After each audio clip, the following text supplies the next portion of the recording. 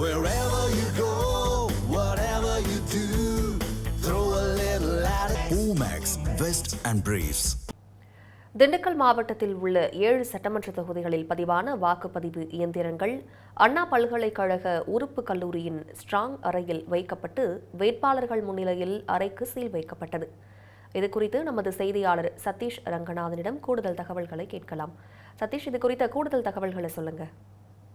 நிச்சயமாக திண்டுக்கல் மாவட்டத்தில் உள்ள 7 சட்டமன்ற தொகுதிகளில் பதிவான வாக்குப்பதிவு இயந்திரங்கள் இன்னைக்கு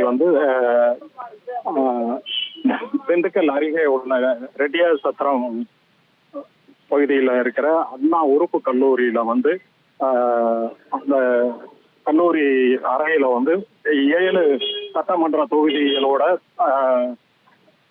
வாக்குப்பதிவு இயந்திரங்கள் தனித்தனியாக தனி ரூமுகளில் வைக்கப்பட்டு வரிசையாக வைக்கப்பட்டு அதற்கு 3 அடுக்கு பாதுகாப்பு துப்பாக்கி ஏந்திய போலீசார் போடப்பட்டு அந்த அறைகள் இன்னைக்கு சீல் வைக்கப்பட்டது. மாவட்டம் முழுவதிலும் உள்ள 231 வாக்குச்சாவடி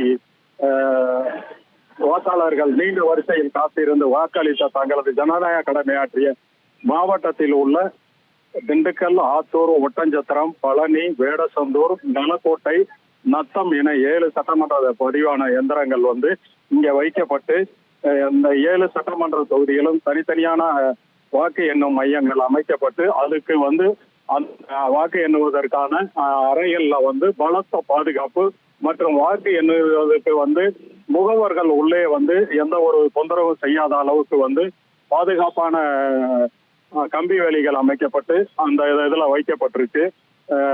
இந்த ஸ்ட்ராங் ரூம்ல வைக்கப்பட்டுள்ள வாக்குப்பதிவு எந்திரங்கள் 24 பார்வையாளர்கள் மற்றும் வேட்பாளர்கள் பார்வையிட்டனர். பின்னர் ஸ்ட்ராங் ரூம் அறையில மின்னணு துண்டிக்கப்பட்டு அதனை தொடர்ந்து அனைவரது முன்னிலையிலையும் அறைக்கு பூட்டு போட்டு சீல் வைக்கப்பட்டது. மேலும் ஸ்ட்ராங் அறையில் முன்பு சிசிடிவி கேமரா 24 மணி நேரமும் கண்காணிக்கப்பட்டு வருகிறது. இந்த ஸ்ட்ராங் ரூம் அறையில துப்பாக்கி ஏந்திய போலீசார் 24 மணி நேரமும் கிட்டத்தட்ட ஒரு 4000க்கும் மேற்பட்ட போலீசார் பாதுகாப்பு பணியில ஈடுபடுத்தப்பட உள்ளதாக தகவல் தெரிய வருகின்றது.